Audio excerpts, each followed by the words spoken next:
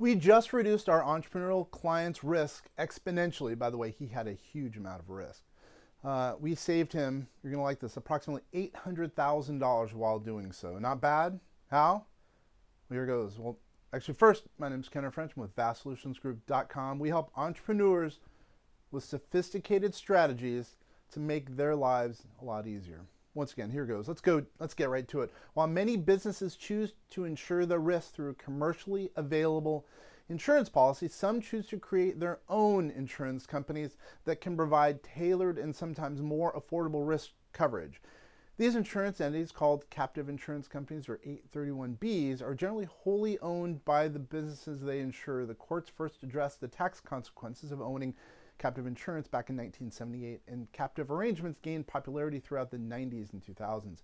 One IRS enforcement official estimated that as many as 85% of Fortune 500 companies today utilize captive insurance arrangements. Why? Before '86, the costs of forming and managing a captive insurance company were greater than the potential benefits to many small and medium-sized businesses, let's say farmers. The Tax Act of '86 amended the IRC to revise the framework, allowing certain small insurers to elect to be taxed only on their taxable investment income. Here we use the term micro-captives to refer to small business owner captives, including domestic or offshore companies that make this election under the 831B or claim tax-exempt status under 501c15. Generally, businesses that pay premiums for genuine insurance truly pay for that. They can deduct the value of the premiums under Section 162. To claim the tax benefits associated with micro captives, offshore insurers make the election under 831B. They first must select the 953D election to be treated as domestic entities for tax purposes. U.S. taxpayers may qualify for tax benefits associated with certain types of insurance, but they are responsible for ensuring the following three things occur. One, they accurately report assets to the U.S. government on applicable tax forms and information returns. Number two, they only claim these tax benefits are as appropriate. Number three, they pay appropriate taxes based on the true type of financial instrument. These principles apply whether taxpayers hold assets, income, and financial instruments in the U.S. or offshore.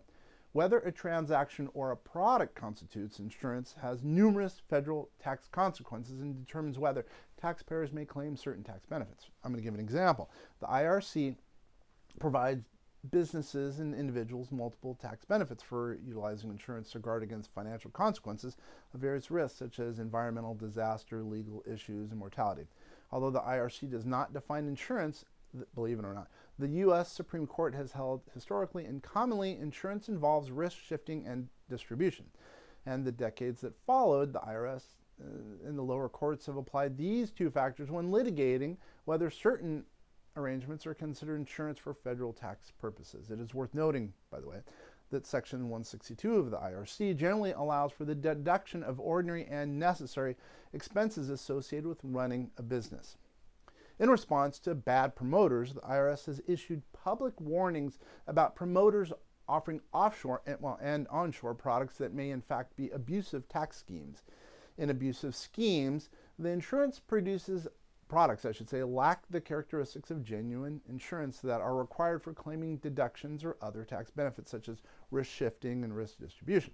IRS officials have stated that the use of certain offshore insurance products, including micro-captive insurance and variable life insurance, started appearing in examinations involving offshore assets more frequently, really between 2008 and 2012. This marked about the same time, U.S. federal agencies were receiving information from foreign banks on undisclosed foreign assets held offshore in traditional and investment accounts, and the agencies increased enforcement activity on bad tax schemes. Some offshore insurance products offered alternatives to taxpayers to hide their assets or engage in risk planning using shelters under less scrutiny. Let's talk about the benefits of off and onshore micro-captives. They can provide several important benefits to businesses to use them legitimately. Insured, business might benefit from new or better insured coverage because the insurance policies may be tailored to their monetary needs on insurance premiums compared to commercially available policies. And finally, also, profit generated from the micro-captive if premium revenue exceeds claims. When determining whether some insurance products or captive products should be aligned with tax purposes. The IRS and courts have given the estimation that there's got to be actual insurable risks. Actual risks are those that are truly faced by the insured, and insurable risks are those that can only result in a loss if the event actually occurred. While most speculative risks could result in either a loss or a gain, insurable risks can only result in a loss, obviously. For example, whether a business will recoup its investment in new equipment is a type of speculative risk because the business could experience either a financial loss or gain. In contrast, the risk that a building will catch fire is an insurable risk. IRS has warned that some abusive micro-captive insurance tax shelters involve risk of implausible risk, while some risks, such as they're clearly unlikely, others require careful analysis to determine whether the insured did not truly face the risk covered under the policy. Generally, the courts have determined that risk shifting occurs when the insured transfers the financial consequences of an insurable loss to the insurer. The risk is typically offset by premium payments. Risk distribution, also referred to as risk pooling, allows the insured to reduce the possibility that a single costly claim will exceed the amount paid in premiums by the insured. In one 1991 case, the judge noted that captive insurance products, including micro-captive, straddle the fence between self-insurance and insurance for federal income tax purposes. The key distinctions between these two types of arrangements include the presence of risk shifting and risk distribution. And the court's consideration of the captive insurance arrangement often revolves around analysis of risk shifting and risk distribution. Risk shifting and risk distribution do not occur when the captive insurance company only insures the risks of its parent. For risk shifting, courts noted that when the captives paid out claims, these financial losses impacted their parent corporation's balance sheet, so the economic impact of these risks was not truly transferred away from the parent. Now, further, since risk distribution involves risk pooling, many independent risk captives that only insured their parents' risk could not properly distribute risk. However, captives can shift and distribute risk by insuring sibling corporations, which are business entities owned by the same parent corporation, or by insuring or reinsuring unrelated entities. The cases outlined below illustrate taxpayers and their advisors crafting insurance products with legal framework in mind. However, they ultimately held they have to have failed distribution risk. While there are many ways in which a micro-captive insurance product may be structured, the product still must conform to commonly accepted notions of insurance for it to be considered insurance for federal tax purposes.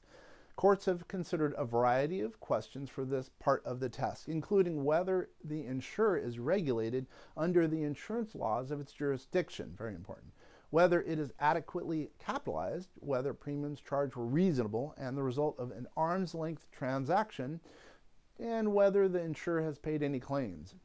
If these conditions are met, then what, right?